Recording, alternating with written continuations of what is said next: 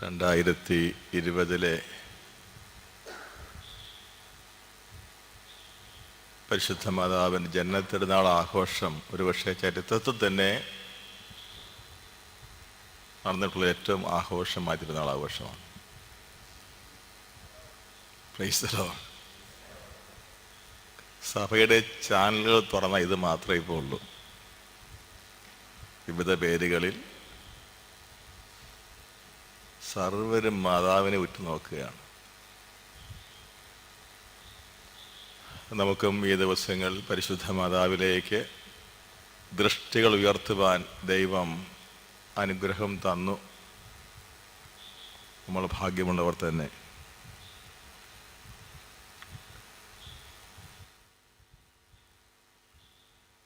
പരിശുദ്ധ ദൈവമാതാവിൻ്റെ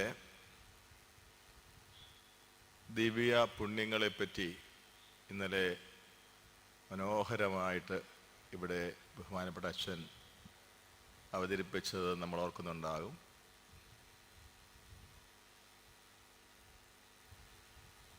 മാതാവിൻ്റെ നമ്മളോടുള്ള ബന്ധത്തിലെ ചില കാര്യങ്ങൾ നാം പ്രത്യേകം ഇന്ന് മനസ്സിലാക്കാൻ ശ്രമിക്കുകയാണ്. അത് പരിശുദ്ധ അമ്മ നമ്മുടെ അമ്മയാണെന്നുള്ള ആ പ്രധാന വിഷയത്തിൻ്റെ അടിസ്ഥാനത്തിൽ തന്നെയാണ്. മദർ ഓഫ് ഓൾ പീപ്പിൾസ്, അല്ലെങ്കിൽ സകല ജനത്തിൻ്റെയും അമ്മ ആണ് മറിയം എന്ന് സഭ പഠിപ്പിക്കുന്നുണ്ട്.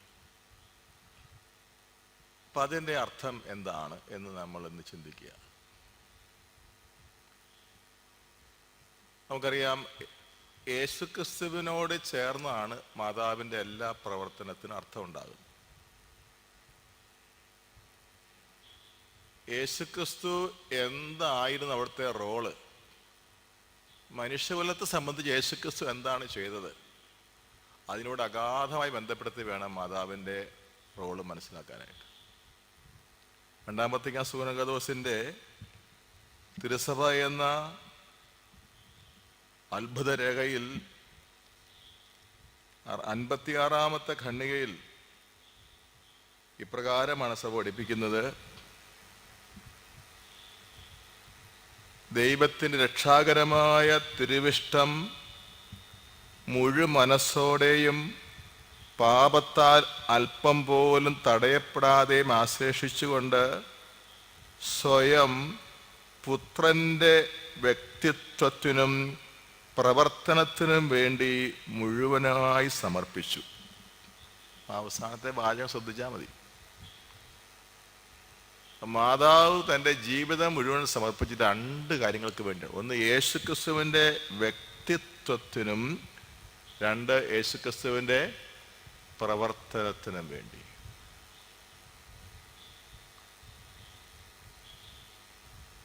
ത്രിത്വത്തിലെ 2-ാമത്തെ ആളായ പുത്രൻ തമ്പുരാൻ മാനവരക്ഷകനായി തീരാൻ വേണ്ടി, അതാണ് വ്യക്തിത്വത്തിന് വേണ്ടി.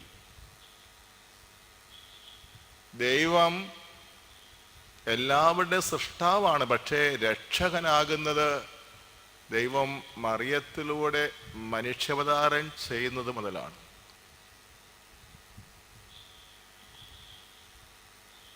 അതുകൊണ്ട് മറിയം തന്നെ സമർപ്പിച്ചത് യേശുവിൻ്റെ വ്യക്തിത്വത്തിനും, 2-ാമത്തെ എന്താണ്?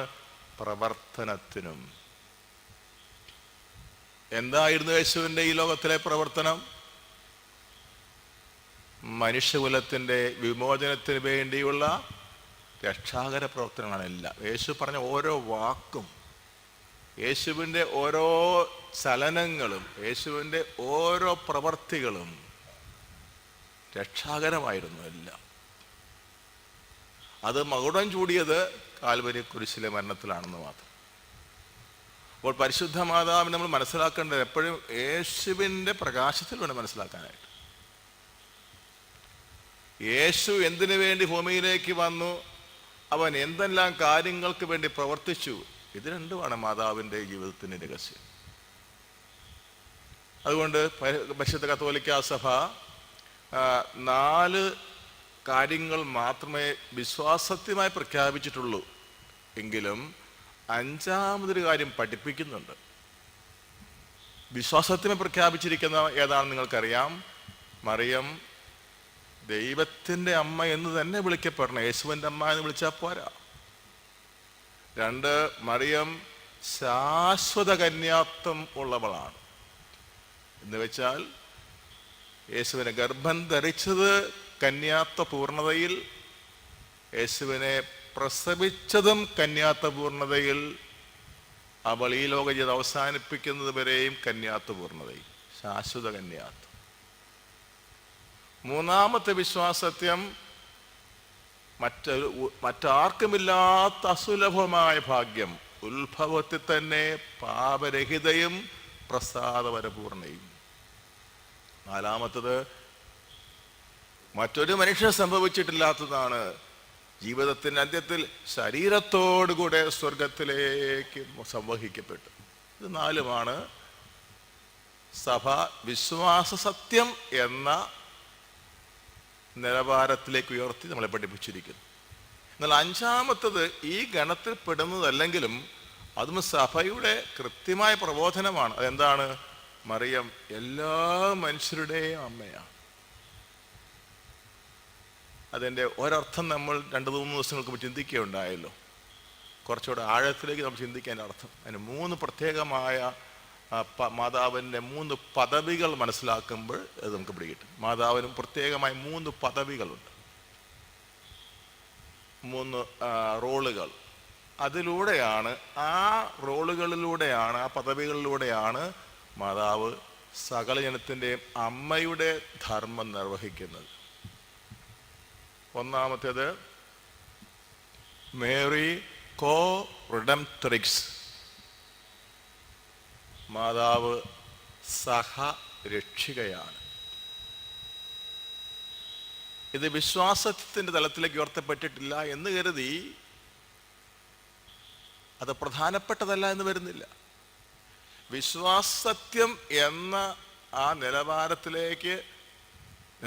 സഭ നിർവചിച്ചിട്ടില്ലെങ്കിലും ഇത് സഭയുടെ പ്രബോധനം തന്നെയാണ്. മറിയം സഹരക്ഷികയാണ്. എന്താ അതിൻ്റെ അർത്ഥം? ഒത്തിരി പേർ തെറ്റിദ്ധരിക്കുന്നൊരു വാക്കാണത്. ആ ഏകരക്ഷകൻ ഈശോ, അപ്പൊ പിന്നെ മറിയം സഹരക്ഷിക എന്തിനാ പറയുന്നത്? യേശുക്രിസ്തു ലോകത്തെ പൂർണ്ണമായി രക്ഷിച്ചതല്ലേ, പിന്നെ എന്തിനാണ് ഒരു സഹരക്ഷികയുടെ പ്രസക്തി? ചില വിചാരിക്കും എന്നാ പിന്നെ യേശുക്രിസ്തു 50%, മറിയം 50%, ഒരു ജോയിന്റ് വെഞ്ചർ, അങ്ങനെയാണോ? അല്ല. യേശുക്രിസ്തു ലോകത്തെ പൂർണ്ണമായി രക്ഷിച്ചത് വെച്ചാൽ സകല മനുഷ്യരെയും അവിടുന്ന് സ്വതന്ത്രരാക്കിയിട്ടുണ്ട്. പാപത്തിൽ നിന്നും, പിശാചിന്റെ ആധിപത്യത്തിൽ നിന്നും,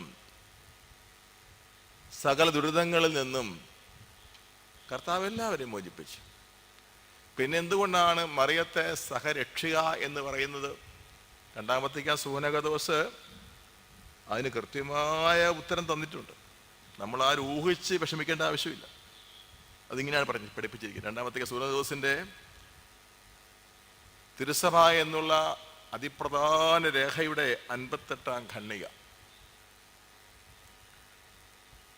ഭാഗ്യവതിയായ കന്യക വിശ്വാസത്തിൻ്റെ തീർത്ഥാടനത്തിൽ മുന്നേറുകയും തനിക്ക് പുത്രനോടുള്ള ഐക്യം കുരിശ് വരെ കാത്തു സൂക്ഷിക്കുകയും ചെയ്തു. അവിടെ അവൾ ദൈവിക പദ്ധതി അനുസരിച്ച് തന്നെയാണ് നിലകൊണ്ടത്. തൻ്റെ ഏകജാതനോടുകൂടെ തീവ്രമായി വേദനിച്ചുകൊണ്ട് അവിടുത്തെ ബലിയിൽ മാതൃസഹജമായ ഹൃദയത്തോടെ അവൾ സഹകരിച്ചു. താൻ ജനിപ്പിച്ച ആ ബലിമൃഗത്തെ ഹോമിക്കാൻ സ്നേഹസമന്വിതം സമ്മതം നൽകി. നമ്മൾ പലപ്പോഴും മാതാവിൻ്റെ സ്നേഹത്തെപ്പറ്റി ചിന്തിക്കുന്നത് എങ്ങനെയാണ്? 9 ശനിയാഴ്ച നൊവേനയ്ക്ക് പോയപ്പോൾ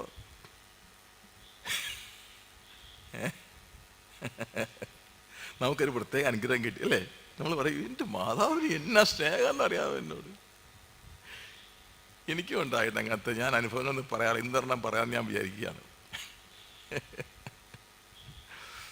2006 അമേരിക്കയിലെ സ്റ്റ്യൂബൻവിൽ യൂണിവേഴ്സിറ്റിയിൽ ദൈവശാസ്ത്രം പഠിക്കാനായിട്ട് എനിക്കൊരു സന്ദർഭം ദൈവം തന്നു. അപ്പോൾ ലോകപ്രസിദ്ധനായ ഡോക്ടർ സ്കോട്ട് ഹാൻ തുടങ്ങിയ അവരുടെ എല്ലാം കോഴ്സ് കിട്ടുക എന്ന് പറയുന്നത് തന്നെ വലിയ ഭാഗ്യമാണ്. അപ്പം എനിക്ക് അദ്ദേഹത്തിന് 2 കോഴ്സ് ദൈവരുവാലിനെ കിട്ടി. പക്ഷെ എനിക്കൊന്നും മനസ്സിലാകുന്നില്ല. ഇംഗ്ലീഷ് ഭാഷയിലെ പുള്ളി പറയുന്നത് എനിക്ക് ഒരക്ഷരം പോലും തിരിയുന്നില്ല. അദ്ദേഹം മാത്രമല്ല, അവരെ പഠിപ്പിക്കുന്നതിൽ എന്ത് പഠിപ്പിക്കാൻ എനിക്കൊന്നും തിരിയില്ല. കാരണം ഞാൻ 25 കൊല്ലത്തിന് ചേട്ടാ പുസ്തകം കയ്യിലെടുക്കണത്, 50ാമത്തെ വയസ്സ്.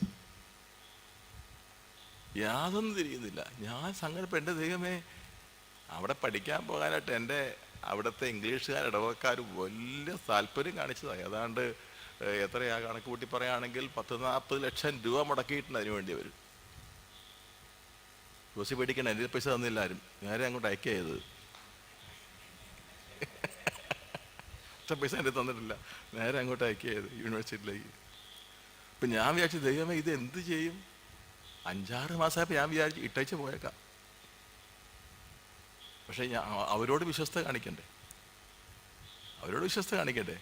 ഇപ്പം ഞാൻ സൂത്രം കണ്ടുപിടിച്ച് അവിടെ യൂണിവേഴ്സിറ്റി ക്യാമ്പസിൽ അറ്റത്ത് മാതാവിൻ്റെ ഒരു ഓട്ടോയുണ്ട്. അവിടുത്തെ മാതാവിൻ്റെ പ്രത്യേകത, അങ്ങനത്തെ സാക്ഷി ഞാൻ കണ്ടിട്ടില്ല. ഇതിങ്ങനെ നിൽക്കുക, കൈയും പിടിച്ച് പിടിച്ച്. എനിക്ക് തോന്നിയത് അവിടെ നിന്ന് നമ്മുടെ കേരളത്തിലെ അറ്റത്തേക്ക് നോക്കുന്ന പോലെയാണ്. അങ്ങനെ സ്റ്റാച്ചു, അത് ബ്രോൺസിൻ്റെ സ്റ്റാച്ചു. അങ്ങനെ ഒരെണ്ണം ഞാൻ കണ്ടിട്ടില്ല. 2 കൈയും പിടിച്ചിട്ട് ആ കണ്ണ് ശരിക്ക് അമ്മയുടെ ഒരു കണ്ണ്, അങ്ങ് അറ്റം വരെ തറഞ്ഞു കയറുന്ന കണ്ണ്. ഞാൻ രാവിലെ 8 മണിക്ക് യൂണിവേഴ്സിറ്റി ക്യാമ്പസ് ചെന്ന് കഴിഞ്ഞിട്ട് ഓടി അങ്ങോട്ട് ചെല്ലും. അവിടെ ചെന്ന് നിന്ന് മുട്ടുകുത്തി അങ്ങോട്ട് കരയും. എൻ്റെ അമ്മ മരിച്ചു 10-20 കൊല്ലം കഴിഞ്ഞു. അമ്മ ഉണ്ടായിരുന്നെങ്കിൽ അമ്മയുടെ അടുത്ത് സങ്കടമൊക്കെ പറയല്ലേ നമ്മൾ. ശരിക്കും മാതാവിൻ്റെ ആ സ്റ്റാച്ചു നോക്കി മുട്ടുകുത്തി നിന്ന് കുറേ നേരം കരയും. കരഞ്ഞു കഴിഞ്ഞ് ക്ലാസ്സിലേക്ക് പോകും.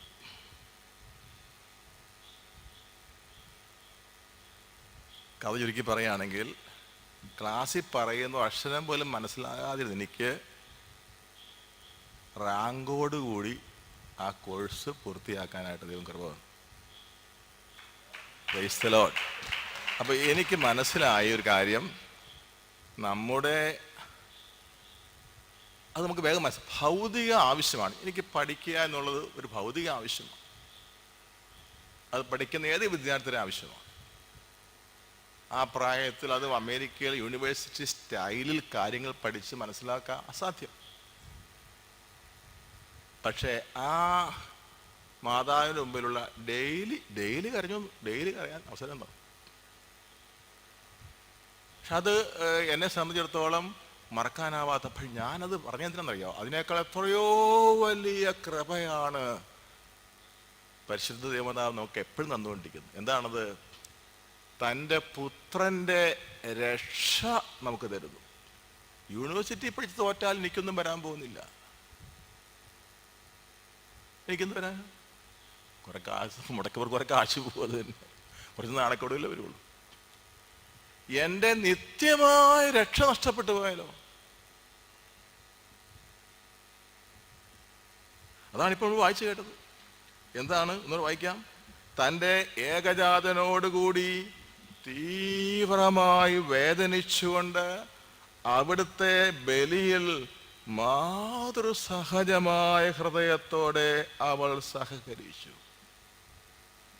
യേശു ഈ ലോകത്തുള്ള ഓരോരുത്തർക്കും വേണ്ടി മരിക്കുന്ന സമയമാണത്.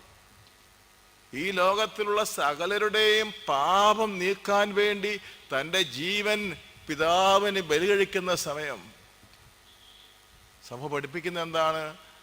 മാതാവ് യേശുവിൻ്റെ ആ സഹന ബലിയിൽ സഹകരിച്ചു. സഹകരിക്കുന്നതിനർത്ഥം ഒപ്പം നിന്നു എന്നല്ല, കൂടെ നിന്നു എന്നല്ല, യേശു സഹിച്ചതുപോലെ തന്നെ സഹിച്ചു എന്നാണ്. Take A share of. ഒരു ദേവാലയം പണിയുന്നതിന് 10-5 കോടി രൂപ ചെലവാകും വിചാരിക്കുക. ഓരോ ഇടക്കാരും അച്ഛൻ പറയും നിങ്ങളെല്ലാവരും സഹകരിക്കണം എന്ന് പറഞ്ഞ അർത്ഥം പള്ളിയുടെ വിജയത്തിന് വേണ്ടിയുള്ള പ്രാർത്ഥന, ആമേൻ എന്ന് വലിയ പള്ളി ഉണ്ടാകില്ല ഇവിടെ. ഓരോ വീട്ടുകാരനും അവന്റെ വിഹിതം കൊടുത്തെങ്കിലേ അവിടെ പള്ളി ഉയർന്നു വരുള്ളൂ. അതിനാ സഹകരിക്കുക എന്നതിനർത്ഥം. ക്രിസ്തുവാണ് ലോകത്തിൻ്റെ രക്ഷകൻ, യാതൊരു സംശയം ആർക്കും വേണ്ട. അവൻ ഏകരക്ഷകനുമാണ്. പക്ഷേ അവൻ്റെ ആ രക്ഷാകരമായ പ്രവൃത്തി എന്ന് പറയുന്നത് അവൻ്റെ മനുഷ്യാവതാരം മുതൽ കുരിശിലെ മരണം വരെയുള്ള സംഭവങ്ങളാണ്. അത് മുഴുവനും അതിൻ്റെ മുഴുവൻ CEO ഇവിടെ പറയാം പരിശുദ്ധ മറിയം തന്നെ. Price the Lord.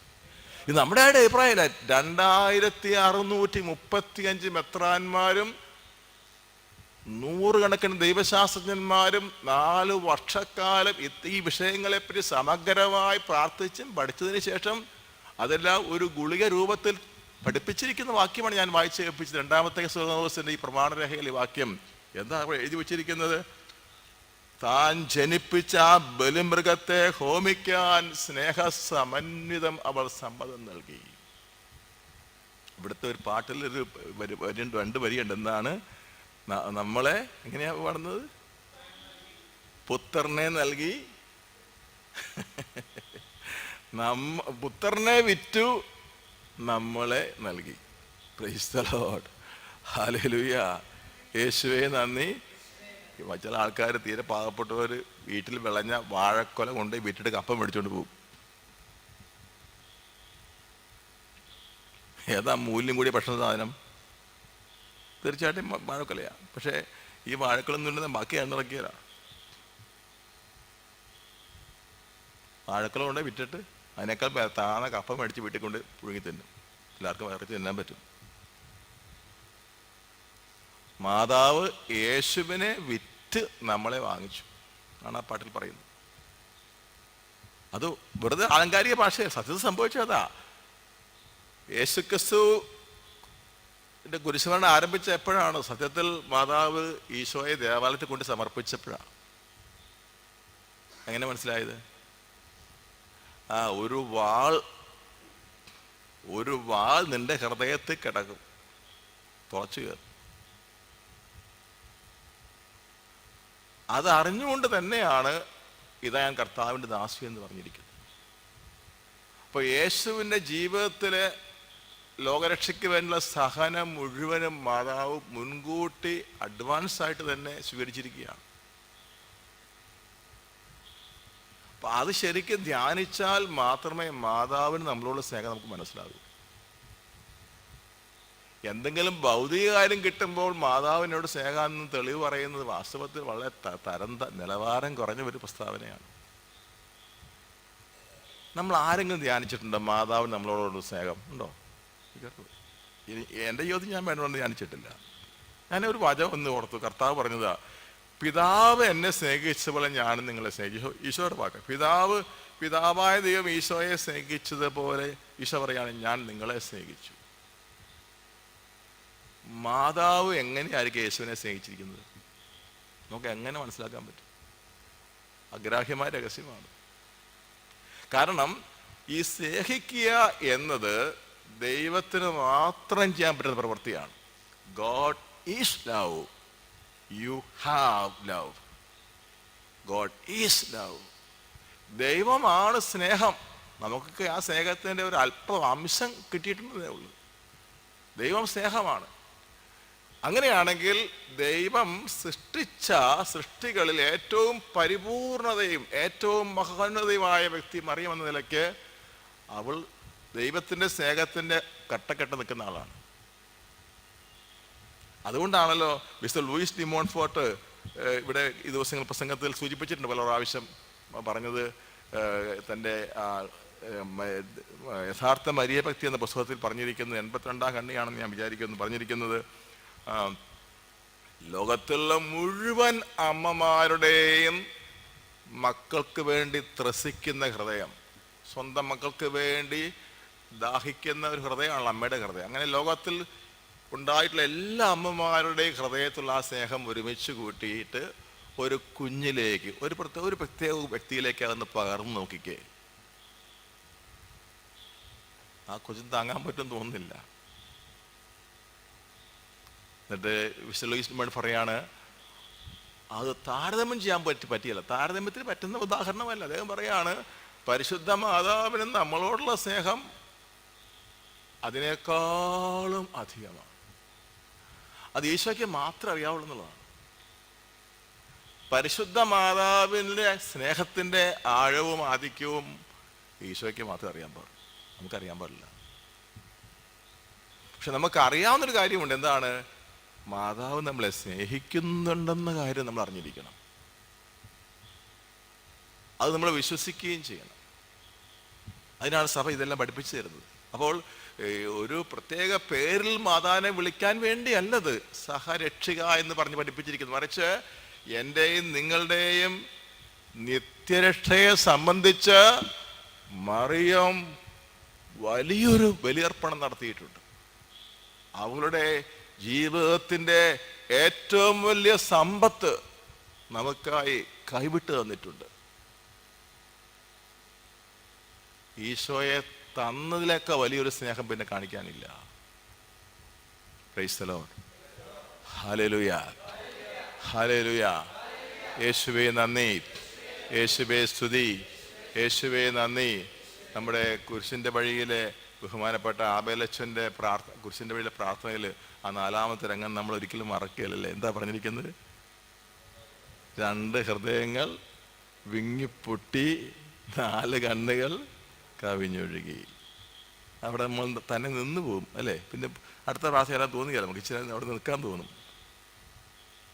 എന്തൊരു വലിയ പ്രസ്താവന. 2 ഹൃദയങ്ങൾ വിങ്ങിപ്പൊട്ടുന്നു, 4 കണ്ണുകൾ കവിഞ്ഞൊഴുകുന്നു. അപ്പം എന്നിട്ട് അവിടെ പറയുന്നുണ്ട്, മാതാവിൻ്റെ സങ്കടം ഈശോയുടെ ദുഃഖം വർദ്ധിപ്പിച്ചു. ഇപ്പോൾ പരിശുദ്ധ മാതാവിൻ്റെ തിരുസ്വരൂപത്തിൽ നിൽക്കുമ്പോൾ നമുക്ക് ഉറപ്പിച്ച് പറയാൻ പറ്റട്ടെ, പരിശുദ്ധ മാതാവ് എന്നെ സ്നേഹിച്ചു, എന്നെ സ്നേഹിക്കുന്നു. എവിടം വരെയാണ്?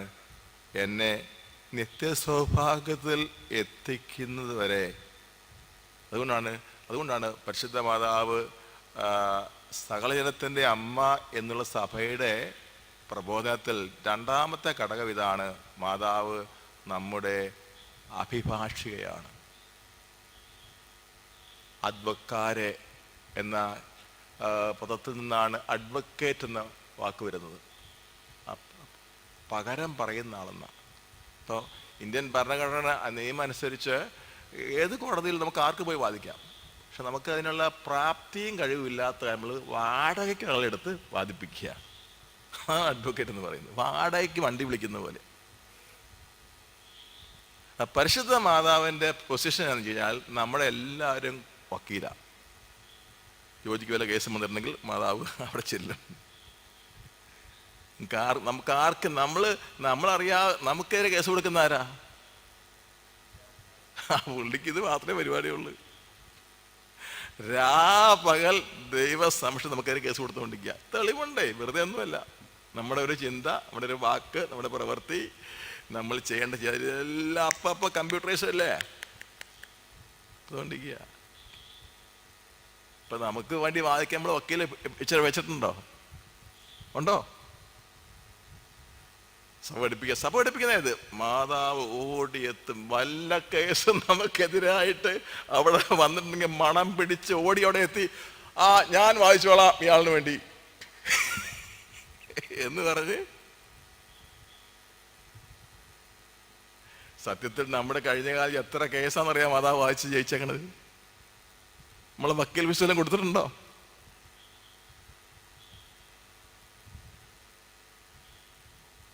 നമ്മുടെ വിചാരം നമ്മൾ കയറി ജയിച്ചു പോയെന്നാ. നമ്മൾ ജയിച്ചു പോവുകയില്ല. നമുക്കെതിരെ വിശുദ്ധ ഗ്രന്ഥം പറഞ്ഞ നമുക്കെതിരെ രാപകൽ കുറ്റം പറഞ്ഞുകൊണ്ടിരിക്കുക പിശാച്. രാപകൽ, രാത്രിയും പകലും വ്യത്യാസമില്ലാതെ നമ്മുടെ സകല കുറ്റങ്ങൾ എടുത്ത് നിരത്തി വിവരിച്ച് പറഞ്ഞ് നമുക്കൊരു കേസ് കൊടുത്തുകൊണ്ടിരിക്കുകയാണ്. മാതാവ് എന്ന് എല്ലാ കേസും ഏറ്റെടുക്കും. Price the Lord. ആ വീട്ടിൽ ചിലപ്പോൾ അങ്ങനെ സംഭവിക്കാറില്ലേ അല്ലേ? പിള്ളേരോട് അപ്പൻ കോപിച്ച് തല്ലിക്കൊല്ലാനായിരിക്കും, അമ്മയെന്ന് എന്ത് ചെയ്യും? വാദിക്കും. ഓട്ടെ, ഇവിടെ ഉള്ളവരല്ലേ, ഓട്ടെ. അപ്പം അമ്മ എന്ത് ചെയ്യും? അപ്പം പറയും ചോറ് കൊടുത്തേക്കരുത്. അടുക്കള പൂട്ടിക്കേ, അടുക്കള പൂട്ടിയിടാൻ കൊടുക്കണ്ട. അമ്മ എന്ത് ചെയ്യും? ചോറും കറിയൊക്കെ എടുത്ത് വീട്ടിൽ വെച്ച് പൊതിഞ്ഞിട്ട് അടുക്കളയുടെ വാതിൽ പതുക്കെ ഒന്ന് ഇങ്ങനെ ഇട്ടേക്ക്. എന്നിട്ട് അമ്മ ചോദിക്കും, ഞാൻ കുറ്റി ഇട്ടതായിരുന്നല്ലോ, എന്ത് പറ്റി? അവനെങ്ങനെ അകത്ത് കയറുന്ന അറിയത്തില്ല, മനഃപൂർവ്വം കുറ്റിയിടാ എന്നാ. അവൻ എങ്ങനെയെങ്കിലും വന്ന് നിന്നോണ്ട് പോയിക്കോട്ടെ. അതാണ് മാതാവ് അഡ്വക്കേറ്റാണ്, ദൈവസ്ഥാനത്ത് നമുക്കൊണ്ട് നിൽപ്പുണ്ട്. എൻ്റെ പ്രിയപ്പെട്ട എന്തൊരു ആശ്വാസം എന്ത് അതല്ലേ. പാപികളായി ഞങ്ങൾക്ക് വേണ്ടി അപേക്ഷിക്കണമെന്ന് പറയുന്നത് വലിയ അർത്ഥമുണ്ട്. നമ്മുടെ ജീവിതത്തിൽ നമ്മൾ ചെയ്ത സകല തെറ്റുകളും തിന്മകളും നമുക്ക് നിൽപ്പുണ്ട്. അതെല്ലാം മാതാവ് അവിടെ നിന്ന് നമുക്കൂട്ടി വാദിച്ച് നമ്മൾ ജയിപ്പിക്കാൻ നോക്കുകയാണ്. Price the Lord, hallelujah. യേശുവേ നന്ദി, യേശുവേ സ്തുതി, യേശുവേ മഹത്വം, യേശുവേ നന്ദി, യേശുവേ സ്തുതി. ഇപ്പം ചില ആളുകൾ മാതാവിനെ അംഗീകരിക്കാത്ത ആൾക്കാരുണ്ട് അല്ലേ. ഞാൻ പേരെടുത്ത് പറയുന്നില്ല. ചില സഭാവിശ്വാസികൾ ഒരു മാതാവിൻ്റെ നാമം മിണ്ടുകയല്ല ഒരിക്കലും, പിന്നെയും പറഞ്ഞേക്കും പിശാചിൻ്റെ പേര്. അത്രയ്ക്കും വെറുപ്പാ.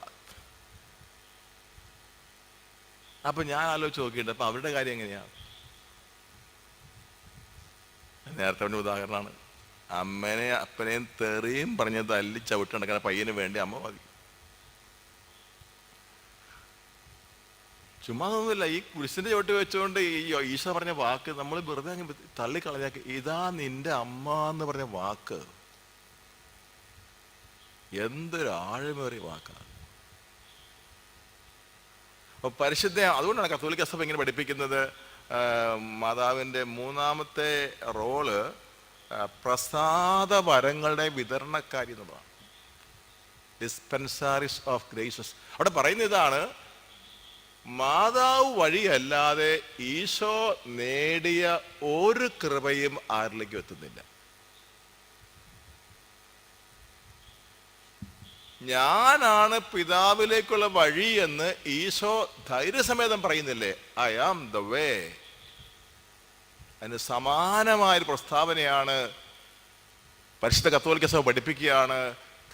യേശുക്രിസ്തുവിൽ നേടിയെടുത്ത രക്ഷയുടെ ഒരു കൃപ പോലും മറിയത്തിലൂടെ അല്ലാതെ ആരിലേക്കും എത്തുന്നില്ല.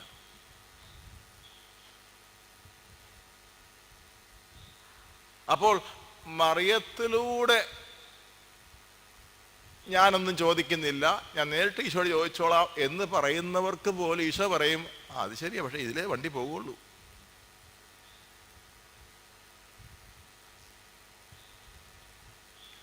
എല്ലാ അനുഗ്രഹങ്ങളുടെയും സ്രോതസ്, ഉറവിടം, ഏക കാരണക്കാരൻ ഈശോയാ. പക്ഷെ മറിയത്തിലൂടെ വിതരണം ചെയ്യുള്ളൂ. Price the Lord. അതുകൊണ്ട് സഭ ചോദിക്കുക, സഭാപിതാക്കന്മാർ ചോദിക്കുകയാണ്, അങ്ങനെയാണെങ്കിൽ ഏതാ കൂടുതൽ ബുദ്ധി? ഏതായാലും ദൈവം മറിയത്തിലൂടെ മാത്രമേ രക്ഷയെ സംബന്ധിച്ചുള്ള കാര്യമാണ് എടുത്തു പറയണം, ഓർത്തുകൊള്ളത്. സാധാരണ ജീവിതത്തിലെ അനുഗ്രഹങ്ങളെ പറ്റിയല്ല. സാധാരണ ജീവിതത്തിലെ അനുഗ്രഹങ്ങൾ രക്ഷയുടെ കൃപയെന്നൊന്നും ഒന്നുമല്ല. രക്ഷാകരമായ കൃപയുമായി തുള്ളം ചെയ്യുമ്പോൾ ഈ ലോകം മുഴുവൻ കൂടെ കിട്ടിയതൊന്നുമല്ലത്. രക്ഷയെ സംബന്ധിച്ചുള്ള ദൈവത്തിൻ്റെ ദാനങ്ങൾ, അനുഗ്രഹങ്ങൾ മറിയത്തിലൂടെ ചോദിക്കുന്നില്ലെങ്കിൽ പോലും മറിയത്തിലൂടെ മാത്രം നൽകപ്പെടുകയുള്ളൂ. ഇതിനെല്ലാം കാരണമായി പറഞ്ഞിരിക്കുന്നത് എന്താണ്? ഈ കൃപ സമ്പാദിച്ചത് യേശുവാണ്. തൻ്റെ മനുഷ്യാവതാരവും തൻ്റെ ജീവിതവും തൻ്റെ മരണോത്ഥാനവും മൂലം. അങ്ങനെ അവയെല്ലാം യേശു സമ്പാദിച്ചപ്പോൾ അവൻ ഒറ്റയ്ക്കല്ല അത് സമ്പാദിച്ചിരിക്കുന്നത്, മറിയത്തിൻ്റെ അനന്യവും അതുല്യവുമായ സഹകരണത്തോടെയാണ്. അതുകൊണ്ട് സമ്പാദിച്ചപ്പോൾ രണ്ടുപേർക്കും പങ്കുണ്ടെങ്കിൽ വിതരണം ചെയ്യുന്ന കാര്യത്തിലും രണ്ടുപേർക്കും നീതിയായി പറയുകയാണെങ്കിൽ പങ്കും ഉണ്ടാകും. അതുകൊണ്ടാണ് നമ്മൾ കാനായിലെ വീട്ടിലെ, നമുക്ക് എപ്പോഴും അറിയാവുന്നൊരു ഭാഗമാണല്ലോ, കാനായിലെ വീട്ടിൽ നിങ്ങൾ എന്ത് വിചാരിക്കും? എന്തുകൊണ്ടാണ് ഈ അവിടെ വീഞ്ഞില്ലെന്നുള്ള വിവരം ആദ്യം പറഞ്ഞത് ആരായിരിക്കും? ഈശോയല്ലേ? അതെ. പിന്നെ ആർക്കാ കൂടുതൽ കാരുണ്യമുള്ള, ഈശോയ്ക്കോ മാതാവിനോ? പിന്നെ എന്താ ഈശോ അനങ്ങാതിരിക്കുന്നത് അവിടെ വീഞ്ഞില്ലാഞ്ഞിട്ട്? എന്താ ആലോചിച്ച് നോക്കിയേ. വീഞ്ഞില്ലെന്ന് തീർച്ചയായിട്ടും ആദ്യം അറിയുന്നു. ഇല്ലെന്നല്ല, തീരുന്നതിന് മുമ്പ് തന്നെ ഈശോക്കറിയാം. പിന്നെന്താ മാതാവ് പറയുന്നത് അനങ്ങായിരുന്നത്? മറിയത്തിലൂടെ മാത്രമേ എല്ലാ അനുഗ്രഹങ്ങളും തരാൻ ദൈവം ആഗ്രഹിക്കുന്നുള്ളൂ. Price the Lord. ഹല്ലേലൂയ. ഇത് എല്ലാവർക്കും മനസ്സിലാകില്ല. ഈ മറിയത്തിലൂടെ മാത്രമേ എല്ലാ കൃപകളും നൽകപ്പെടുകയുള്ളൂ എന്ന സത്യം മനസ്സിലാക്കണമെങ്കിൽ ശിശുക്കളെ പോലെ എളിമയുള്ളവരായിരിക്കണം. ഞാൻ ബുദ്ധിയുള്ളവനാണ്, അറിവുള്ളവനാണ്, കഴിവുള്ളവനാണ് വിചാരിക്കുന്ന ഒരുത്തൻ ഇത് മനസ്സിലാക്കുക. അതല്ല ഈശോ പറഞ്ഞത്, രാജാക്കന്മാരിൽ പ്രവാചകൻ മറക്കപ്പെട്ട ദൈവരാജ്യ രഹസ്യങ്ങൾ ശിശുക്കൾക്ക്. ഹല്ലേലൂയ. യേശുവേ നന്ദി, യേശുവേ സ്തുതി, യേശുവേ സ്തുതി. അപ്പോൾ മാതാവിൻ്റെ 3 പദവികളെ പറ്റിയാണ് നമ്മൾ പറഞ്ഞുകൊണ്ടിരുന്നത്. മാതാവ് സഹരക്ഷികയാണ്, മാതാവ് നമ്മുടെ എല്ലാവരുടെയും അഭിഭാഷികയാണ്, മാതാവ് പ്രസാദവരങ്ങളുടെ എല്ലാം വിതരണക്കാരിയാണ്. എന്താണ് ഈ പ്രസാദവരം എന്ന് പറയുന്നത്? എന്താണ് പ്രസാദവരം? നമ്മളെപ്പോഴും ഉപയോഗിക്കുന്ന വാക്കല്ലേ. അതിന് മലയാളത്തിൽ വേറൊരു വാക്ക് ഉപയോഗിക്കുന്നുണ്ട്, ദൈവകൃപ. അല്ലേ? മാതാവിനെ മാലാഖ വിളിച്ചത് എങ്ങനെയാ? കൃപ നിറഞ്ഞവളെ. കൃപ എന്ന് പറയുന്ന വാസ്തവത്തിൽ എന്താണ്? ഈശോ മിശിഹായുടെ മനുഷ്യാവതാരവും ജീവിതവും മരണവും ഉത്ഥാനവും വഴി അവിടുന്ന് നേടിയ, നമുക്ക് വേണ്ടി നേടിയ യോഗ്യതയാണ്. ഒരു അപ്പനും അമ്മയും അവർക്ക് ആരോഗ്യമുള്ള കാലത്ത് മക്കൾക്ക് വേണ്ടി അധ്വാനിച്ച് പണം വാങ്ങിയിടുന്നത് പോലെ, അല്ലെ വസ്തുക്കൾ വാങ്ങിച്ച് വെച്ചിരിക്കുന്നത് പോലെ, നമ്മുടെ കർത്താവ് നമ്മുടെ നിത്യമായ രക്ഷയ്ക്ക് വേണ്ടതെല്ലാം സമ്പാദിച്ചു. എൻ്റെ മനുഷ്യപതാരോ മരണ ഉത്ഥാനം. അതാണ് കൃപയെന്ന് പറയും. ഈ കൃപ വേറൊരു വാക്കിന് ഉപയോഗിക്കുന്നുണ്ട്, അത് ദൈവിക ജീവനിലെ പങ്കാളിത്തം എന്നാണ്. A share in the very life of the Holy Trinity. പരിശുദ്ധ ത്രിത്വത്തിൻ്റെ ആന്തരിക ജീവിതത്തിലേക്ക് പ്രവേശിക്കുകയാണ് സൗഭാഗ്യം. എൻ്റെ ദൈവമേ, അത് ഭയങ്കരമാണല്ലോ. പിതാവും പുത്രനും പരിശുദ്ധാത്മാവുമാണ് ദൈവത്തിൻ്റെ ഫാമിലി. 3 പേരാണ് ആ ഫാമിലിയിൽ, പിതാവ് പുത്രൻ പരിശുദ്ധാത്മാവ്. ആ ഫാമിലിയിൽ എനിക്കും നിങ്ങൾക്കും കൂടെ ഒരു അംഗത്വം കിട്ടും. കൃപ സ്വീകരിക്കുന്നതിനർത്ഥം അതാണ്. ദൈവ കുടുംബത്തിലെ അംഗമാക്കപ്പെടും എന്ന് പറഞ്ഞാൽ നമ്മളിൽ കുടികൊള്ളുന്നത് മനുഷ്യജീവന മാത്രമല്ല, ദൈവത്തിൻ്റെ ജീവൻ തന്നെയും.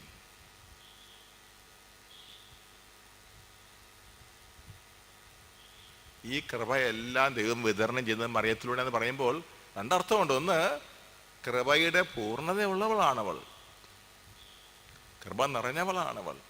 പക്ഷെ അത് ഓർക്കണം, അത് അവളുടെ സ്വന്തം കഴിവല്ല, ക്രിസ്തുവിൻ്റെ യോഗ്യതകളാൽ കിട്ടിയിരിക്കുന്നതാണ്. ശരിയായിട്ട് മനസ്സിലാക്കിയേക്കണം. കൃപയുടെ അധികാരി മറിയമല്ല, അധികാരി നമ്മുടെ കർത്താവ് ഈശോ മിശിഹാ തന്നെ. പക്ഷെ ആ കൃപ മറിയത്തിന് സമൃദ്ധമായി നൽകപ്പെട്ടു.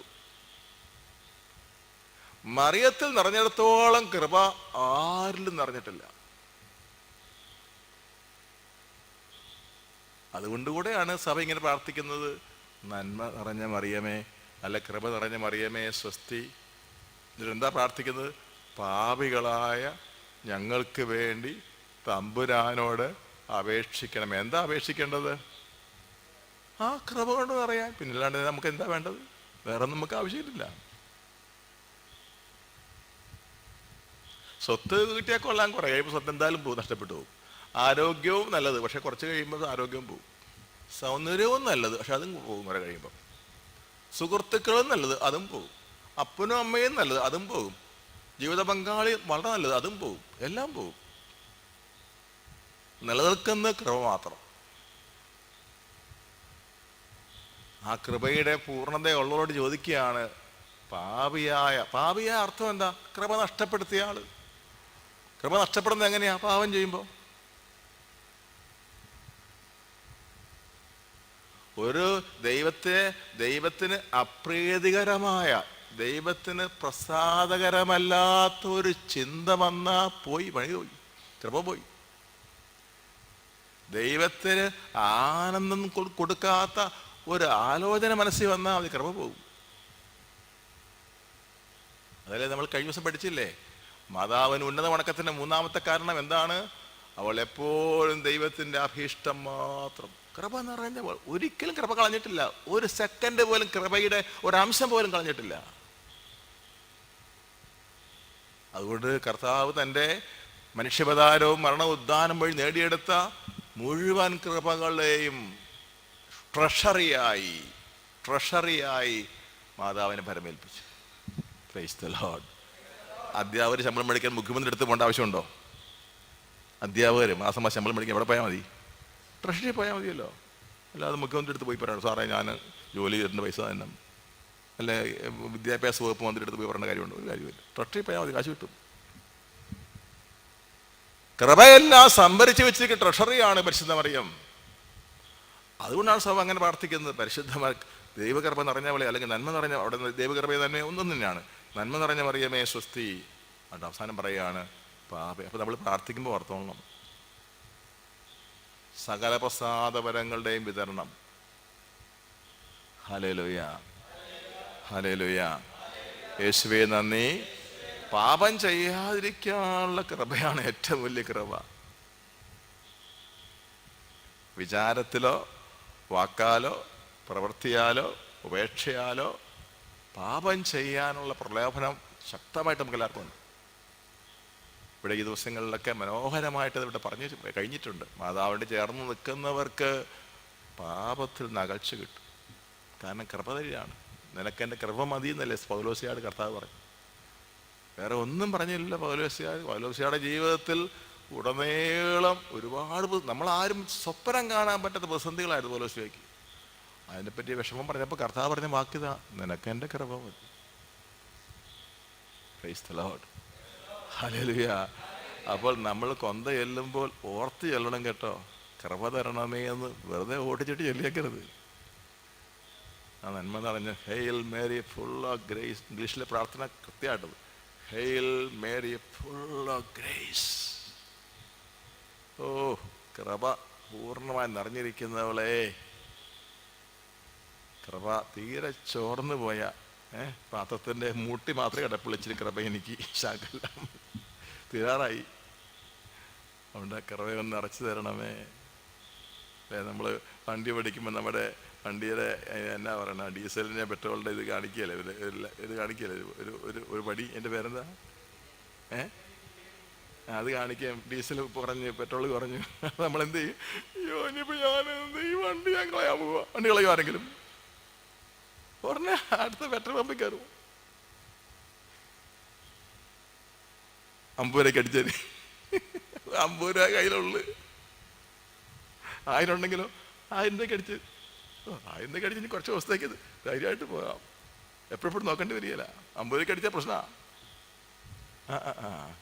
ഇത് ഫുൾ ടാങ്ക് അടിച്ചു തരും. Full tank. ഈ ടാങ്കിന്റെ വലുപ്പം ഭയങ്കര. എപ്പോഴും ഓടാം. ഏത് പ്രലോഭനം വന്നാലും, ഏത് പ്രതിസന്ധി വന്നാലും, ഏത് പ്രശ്നം വന്നാലും ഇവിടെ അടിച്ചിട്ടേക്കല്ലേ, അടിച്ചു. സഭയെല്ലാം പഠിപ്പിച്ചു തരികയാണ്. സഭയില്ലാതെ എന്ത് ചെയ്താണ് നമ്മൾ ഇന്ന് ആലോചിച്ച് നോക്കിയല്ലേ? സത്യത്തിൻ്റെ തൂണും കോട്ടയും എന്നാണ് പൗലോസ് അപ്പോസ്തലൻ സഭയെ പറ്റി പഠിപ്പിച്ചിരിക്കുന്നത്. തൂണും കോട്ടയും. സത്യം അറിയണമെങ്കിൽ സഭയിലേക്ക് നോക്കണം. ബൈബിളിലെല്ലാം ഇല്ല. ചിലർ മാതാവിനെ ഉപേക്ഷിക്കുന്ന പറഞ്ഞ കാരണം ഈ കത്തോലിക്കർ മാതാവിനെ പറ്റി പറയുന്നൊന്നും ബൈബിളിലെന്നുള്ളതാണ്. അത് ഉപരിപ്ലവമായ ദൈവിക ജ്ഞാനമേ ഇവർക്കുള്ളൂ എന്നതിന് അടയാളമാണ്. ശരിയായ ദൈവിക ജ്ഞാനം ഉള്ളൂ എന്ന് അങ്ങ് പറയത്തില്ല. കാരണം ബൈബിള് എല്ലാം ഇല്ലെന്ന് ബൈബിള് തന്നെ പറയുന്നു. ദൈവത്തിൻ്റെ സമ്പൂർണ്ണ ജ്ഞാനത്തിൻ്റെ ഒരു ഭാഗം മാത്രമാണ് ബൈബിൾ. അതുപോലെ പ്രധാനപ്പെട്ട മറ്റൊരു ഭാഗമാണ് സഭയുടെ വിശുദ്ധ പാരമ്പര്യം. ബൈബിളിലെ വാക്യങ്ങൾ പോലും ശരിയായ വിശകലനം ചെയ്ത് പഠിപ്പിച്ചു തരുന്ന സഭയാണ്. പിശാചല്ലേ ബൈബിൾ ഉപയോഗിക്കുന്നത്. യേശുക്രിസ്തുവിന് കൊടുക്കാൻ പിശാച് ഉപയോഗിച്ച ബൈബിളല്ലേ. അതുകൊണ്ട് ബൈബിളിലേക്ക് മാത്രം നോക്കിയിരുന്നാൽ ഇതൊന്നും മനസ്സിലാകില്ല നമുക്ക്. പക്ഷേ ഇതെല്ലാം ബൈബിളിൽ ഉണ്ടെന്നുള്ളതാണ്. ബൈബിളിൽ എല്ലാം ഇംപ്ലിസിറ്റായിട്ട് കിടപ്പുണ്ട്, എല്ലാം നിഗൂഢമായി കിടപ്പുണ്ട്. അത് വെളിച്ചത്ത് കൊണ്ടുവരുന്ന ധർമ്മമാണ് സഭയുടെ ധർമ്മം. ദൈവശാസ്ത്രജ്ഞന്മാർ പ്രത്യേകം ചെയ്യുന്ന അതാ. വിശുദ്ധ ബൈബിളിലുള്ളതല്ലാതെ ഒന്നും പഠിപ്പിക്കുന്നില്ല അവർ. വിശുദ്ധ ബൈബിളിൽ നിഗൂഢമായി കിടക്കുന്ന ഒളിഞ്ഞ് മറിഞ്ഞു കിടക്കുന്ന സത്യങ്ങളെല്ലാം പരിശുദ്ധാത്മാവിൻ്റെ പ്രകാശനത്താൽ സഭ സ്പഷ്ടമാക്കി അവിടെ പഠിപ്പിച്ചു തരും. Price the Lord. Hallelujah, hallelujah. അതുകൊണ്ടാണ് നമ്മൾ ഈ 8 നോമ്പ് ആചരണത്തുമായിട്ട് ബന്ധപ്പെട്ടുള്ള ഈ മരിയൻ പ്രഭാഷണങ്ങളെല്ലാം തന്നെ സഭാത്മകമായ പ്രബോധനങ്ങളാക്കാനായിട്ട് പരിശ്രമിച്ചത്. ഹല്ലേലൂയ. യേശുവേ നന്ദി, യേശുവേ സ്തുതി, യേശുവേ ആരാധന. അപ്പോൾ ഞാൻ ഈ പ്രബോധനം അവസാനിപ്പിക്കാൻ ശ്രമിക്കുകയാണ്. മാതാവിനെ സകലരുടെ അമ്മ എന്ന് പറയുമ്പോൾ 3 അർത്ഥത്തിൽ മനസ്സിലാക്കിക്കൊള്ളാം. ഒന്നെന്താണ്? മാതാവ് എല്ലാവരെയും, എല്ലാ മനുഷ്യരുടെയും സഹരക്ഷികയാണ് എന്ന് വെച്ചാൽ എല്ലാവരെയും രക്ഷിക്കാൻ വേണ്ടിയുള്ള യേശുവിൻ്റെ ജീവിതത്തിലും മരണത്തിലും മാതാവ് അതുല്യ പങ്കാളിയാണ്. കൂടെ നിൽക്കുക മാത്രമല്ല, അതുല്യ പങ്കാളിത്തം വഹിച്ചിട്ടുണ്ട്. അത് വിശദീകരിക്കാൻ ഇതുപോലുള്ള ചെറിയ പ്രബോധന സന്ദർഭങ്ങൾ സാധിക്കാത്തത് കൊണ്ടാണ്. രണ്ടാമത്തെ അർത്ഥം, മാതാവ് നമുക്ക് വേണ്ടി എപ്പോഴും ദൈവസന്നിധിയിൽ മധ്യസ്ഥയാണ്. ഈ അഭിഭാഷിക എന്ന വാക്ക് മധ്യസ്ഥ എന്ന വാക്കിന് പകരം വെച്ചിരിക്കുന്നതാണ്. മധ്യസ്ഥ എന്നതിനേക്കാളും ശക്തി കൂടിയ വാക്കാണ് അഭിഭാഷിക. അത് അഡ്വക്കേറ്റ് നമുക്ക് വേണ്ടി കേസ് ജയിക്കാൻ കിണഞ്ഞ് ശ്രമിക്കുന്ന ആളാണ്. വെറുതെ മധ്യസ്ഥം പറയലല്ല. അപ്പോൾ മാതാവ് നമ്മുടെ പക്ഷത്താണെന്നർത്ഥം. നമ്മുടെ അഡ്വക്കേറ്റ് മാതാവാണെന്ന് പറഞ്ഞ അർത്ഥം എന്താ? നമ്മുടെ പക്ഷത്ത് മാതാവ് നിൽക്കുക. എപ്പോഴും നമ്മൾ എന്തെല്ലാം തെറ്റുകളും അബദ്ധങ്ങളും കാണിച്ചാലും മാതാവ് നമ്മുടെ പക്ഷത്ത് നിൽക്കും ദൈവസന്നിധിയിൽ. Price the Lord. ഹല്ലേലൂയ. യേശുവേ നന്ദി.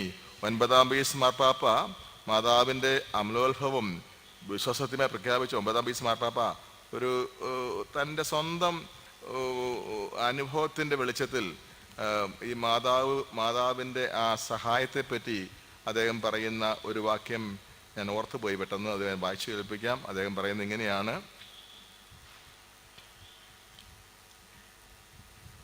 അപ്പം ഈ 9-ാം പീസ് മാർപ്പാപ്പ മാതാവിൻ്റെ അമലോത്ഭവം വിശ്വാസത്തെ പ്രഖ്യാപിച്ച ആളാണ്. അത് ഭയങ്കര ഭാരപ്പെട്ടിട്ടുണ്ട് അദ്ദേഹം. കാരണം ഒരു കാര്യം വിശ്വാസത്തിൽ പ്രഖ്യാപിച്ചാൽ തിരിച്ചെടുക്കാൻ പറ്റിയാൽ പിന്നെ കന്യകാമറിയം ഉത്ഭവിച്ചത് പാപരഹിതയാണെന്ന് പ്രഖ്യാപിക്കാൻ ധൈര്യമുണ്ടായ മാർപ്പാപ്പയാണ് അദ്ദേഹം. അദ്ദേഹം പറയുന്ന കാരണമാണ് പറയാൻ പോകുന്നത്. എൻ്റെ ആത്മാവ് സന്തോഷം കൊണ്ടും എൻ്റെ നാവ് ആനന്ദം കൊണ്ടും കവിഞ്ഞൊഴുകുന്നു. നമ്മുടെ കർത്താവായ യേശുക്രിസ്തുവിന് ഏറ്റവും വിനീതവും അഗാധവുമായ കൃതജ്ഞത ഞാൻ പ്രകാശിപ്പിക്കുന്നു. അത് തുടർന്നും പ്രകാശിപ്പിക്കും. എന്തെന്നാൽ ഈ ബഹുമതിയും മഹത്വവും സ്തുതിയും അവിടുത്തെ ഏറ്റവും വിശുദ്ധയായ മാതാവിനായി കൽപ്പിക്കാനും നൽകാനും ഞാൻ അയോഗ്യനെങ്കിലും എനിക്ക് തൻ്റെ അനന്യമായ കൃപാവരം വഴി അനുഗ്രഹം നൽകി. ഇനി പറയുന്ന വാക്ക് ശ്രദ്ധിക്കുക: എൻ്റെ എല്ലാ പ്രത്യാശയും ഏറ്റവും ഭാഗ്യപ്പെട്ട കന്യകയിൽ സമർപ്പിക്കുന്നു.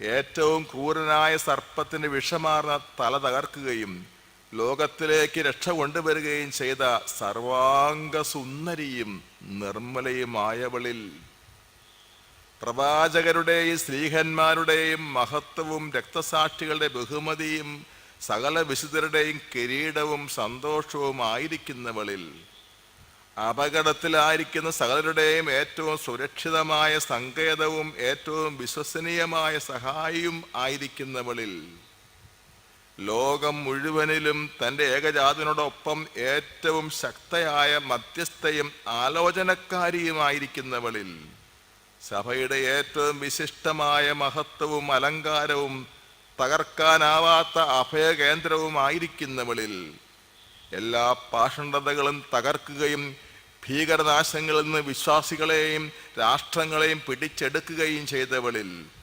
ഭീഷണിപ്പെടുത്തുന്ന അനേകം അപകടങ്ങളിൽ നിന്ന് എന്നെ രക്ഷിച്ചവളിൽ ഞാൻ പ്രത്യാശ വയ്ക്കും. ഒരു മാർപ്പാപ്പയുടെ ഏറ്റുപറച്ചിലാണ്. മാർപ്പാപ്പ സത്യത്തിൽ രക്ഷിച്ച യേശുവല്ലേ, പക്ഷെ മാർപ്പാപ്പ ഉപയോഗിക്കുന്ന വാക്ക് കണ്ടോ? എന്നെ രക്ഷിച്ചവളിൽ. ഇത് മാർപ്പാപ്പയുടെ വ്യക്തിപര അഭിപ്രായമല്ല, ഇത് ഒഫീഷ്യൽ ഡോക്യുമെൻ്റ് ആയത്. ഇതിൻ്റെ പേര് ഇനഫാബിലിസ് ദേവൂസ്. 9-ാം പീസ് മാർപ്പാപ്പയുടെ ഇനഫാബിലിസ് ദേവൂസ് എന്ന് പറയുന്ന രേഖയുടെ ഒരു ഭാഗമാണ് ഞാൻ വായിച്ച് കേൾപ്പിച്ചത്. അത് നമ്മുടെ കർത്താവാണ് ഇതെല്ലാം ചെയ്തത്, പക്ഷേ അവിടെയെല്ലാം മാതാവിൻ്റെ അതുല്യമായ പങ്കാളിത്തമുണ്ടെന്ന് മാർപ്പാപ്പ അംഗീകരിച്ച് പറയുക. അപ്പോൾ മാർപ്പാപ്പയുടെ പ്രത്യാശ ആരില്ല? മറിയത്തിലാണ് ഏറ്റു പറയുക. Price the Lord, hallelujah. അതുകൊണ്ട് പ്രിയപ്പെട്ടവരെ, നമ്മൾ ഓരോരുത്തരും നമ്മുടെ വ്യക്തിപരമായ ജീവിതത്തിൽ, പ്രത്യേകിച്ച് അധാർമികത നമ്മളെ നിരന്തരം വേട്ടയാടി പിടിച്ച് പാപത്തിൽ വീഴ്ച നശിപ്പിക്കാൻ ഈ ലോകവും പിശാചും സമൂഹവും നമ്മളെ നിരന്തരം ആക്രമിച്ചുകൊണ്ടിരിക്കുന്ന സമയത്ത് നമ്മുടെ പ്രത്യാശ മാതാവിൽ വെക്കണം. അത് മാർപ്പാപ്പ പറഞ്ഞത്. എൻ്റെ പ്രത്യാശ പറയും, എൻ്റെ പ്രത്യാശ ഉണ്ടോ? ഭീഷണിപ്പെടുത്തുന്ന അനേക അപകടങ്ങളിൽ നിന്ന് എന്നെ രക്ഷിച്ചവളിൽ ഞാൻ പ്രത്യാശ വയ്ക്കുന്നു. Price the Lord, hallelujah. അതുകൊണ്ട് എല്ലാ പ്രയാസങ്ങളും മാറ്റപ്പെടാനും എല്ലാ അബദ്ധങ്ങളും തകർന്നു പോകാനും ഏറ്റവും അനുഗ്രഹീതയായ കന്യക തൻ്റെ ഏറ്റവും ശക്തമായ സംരക്ഷണം വഴി ഉറപ്പു നൽകുമെന്ന് എനിക്ക് സുനിശ്ചിതമായ പ്രത്യാശയും സമ്പൂർണമായ ആത്മവിശ്വാസവുമുണ്ട്. Praise the Lord, hallelujah. അപ്പോൾ ഈശോയിൽ നമ്മൾ വിശ്വസിക്കുന്നത് പൂർണ്ണമായിട്ടാണ്, അല്ലേ? ഈശോയിൽ നമ്മൾ പൂർണ്ണമായിട്ട് വിശ്വസിക്കുക.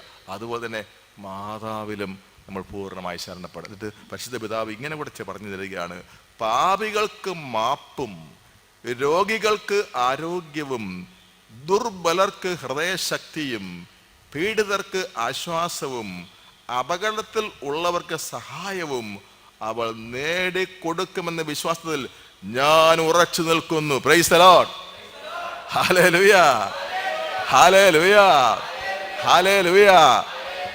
മാർപ്പാപ്പയ്ക്ക് ഇങ്ങനെ പറയുമ്പോൾ നമുക്ക് പറയാൻ പാടില്ലേ? അല്ലേ? അതൊന്നുമല്ല. ഒരു പരിശുദ്ധ പിതാവിന് എൻ്റെ ഔദ്യോഗിക രേഖയിൽ ഇങ്ങനെ പറയാമെങ്കിൽ പിന്നെ നമുക്ക് പറഞ്ഞാൽ കുഴപ്പമെന്താ? അപ്പൊ നമ്മളും പറയാൻ എന്ത് പറയണം?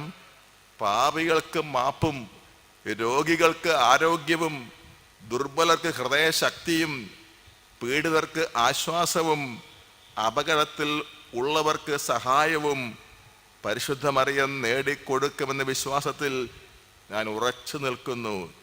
തെറ്റിൽ കഴിയുന്ന എല്ലാവരുടെയും ആധ്യാത്മിക അന്ധത അവൾ മാറ്റുമെന്നും അങ്ങനെ എല്ലാവരും സത്യത്തിൻ്റെയും നീതിയുടെയും പാതയിലേക്ക് തിരിച്ചു വരുമെന്നും അങ്ങനെ ഒരാട്ടിൻ കൂട്ടവും ഒരിടയനുമാകുമെന്നും ഞാൻ ഉറച്ചു വിശ്വസിക്കുന്നു. Price the Lord. അപ്പോൾ നമ്മൾ ദിവ്യകാലം എഴുന്നള്ളിച്ച് വെച്ച് കഴിഞ്ഞ് ആരാധിക്കാൻ തുടങ്ങും. അപ്പോൾ എന്ത് ചെയ്യും? സംഭവം കർത്താവിൽ നിന്ന് കൃപ ഇങ്ങ് ഒഴുകാൻ തുടങ്ങും. എവിടം വരെയാണ് വരാൻ പോണത്? പ്രൈസ് ദി ലോർഡ്, വയവേദി. അപ്പോൾ അതുകൊണ്ട് ചില ചോദിച്ചിട്ടുണ്ടേ, ഈ കുർബാന എഴുന്നള്ളിച്ച് വെച്ച് ഈ കൊന്ത എഴുതുന്നത് ശരിയാണോ? ഈ പള്ളികളൊക്കെ ഒക്ടോബർ മാസത്തിൽ കുർബാന എഴുതിച്ച് കൊന്ത എഴുതിയില്ലേ? കുർബാന എഴുതിച്ച് കൊന്ത എഴുതി ശരിയാണോ? നിങ്ങൾക്ക് എന്ത് തോന്നുന്നു? ഒന്നാം തരം. കാരണം കൃപകൾ ഒഴുകുന്നത് എവിടുന്നാ? യേശുവിൽ നിന്ന് മാത്രം. ഉറപ്പാ. പക്ഷെ ഏത് വഴിക്കാ പിന്നെ? ഈ വഴിക്കേ വരുള്ളൂ. അപ്പം അതാണ് ശരിയായ വിശ്വാസം. അത് സത്യമാണ്, ആരെ സംശയിക്കേണ്ടതിനെ പറ്റി. അപ്പം അതുകൊണ്ട് നമ്മൾ ഇത് വികാരം എഴുന്നള്ളിച്ച് വെച്ചുകൊണ്ട് ഈശോയെ ആരാധിക്കുമ്പോൾ ഈശോയിൽ പ്രത്യേകിച്ച് ഈ പറഞ്ഞിരിക്കുന്ന 4 കാര്യങ്ങൾക്കൊന്നും പ്രാർത്ഥിക്കാൻ പോവാണ്. എന്താണ്? ഇപ്പം എന്താ പറഞ്ഞത്? പാപികൾക്ക് മാപ്പും. അതായത് നമ്മളെല്ലാവരും പാപികളാണ്. നമ്മളൊക്കെ ചെയ്ത് കൂട്ടിക്ക പാവത്തിന് സംസാരിച്ചപ്പോൾ നമുക്ക് മാവക്ഷമ കിട്ടിയിട്ടുണ്ട്. പക്ഷേ പൂർണ്ണമായൊരു മോചനം കിട്ടേണ്ട ആവശ്യമുണ്ട്. നമുക്കിത് പ്രാർത്ഥിക്കാൻ വഴി നമ്മൾ ആയുഷ്കാലത്ത് ചെയ്ത് കൂട്ടിയ മുഴുവൻ പാപങ്ങളിൽ നിന്നുള്ള സമ്പൂർണ്ണ മോചനത്തിന് വേണ്ടി പ്രാർത്ഥിക്കും. മറ്റൊന്നെന്താണ്? രോഗികൾക്ക് ആരോഗ്യം. Price the Lord, hallelujah. അപ്പോൾ ഈ കാലഘട്ടത്തിൽ പ്രത്യേകിച്ച് വളരെ പ്രസക്തമായ കാര്യമാണ്. മറ്റൊന്ന്, ദുർബലർക്ക് ഹൃദയം. ഒത്തിരി പേര് ജീവിത പ്രതിസന്ധി വരുമ്പോൾ പെട്ടെന്ന് അങ്ങേയറ്റം വീണു. എന്തോരം പേരാ ആത്മഹത്യ ചെയ്യുന്നതല്ലേ? കോവിലുണ്ടായേക്കുമെന്ന് കരുതി ആത്മഹത്യ ചെയ്യുന്ന ആൾക്കാർ.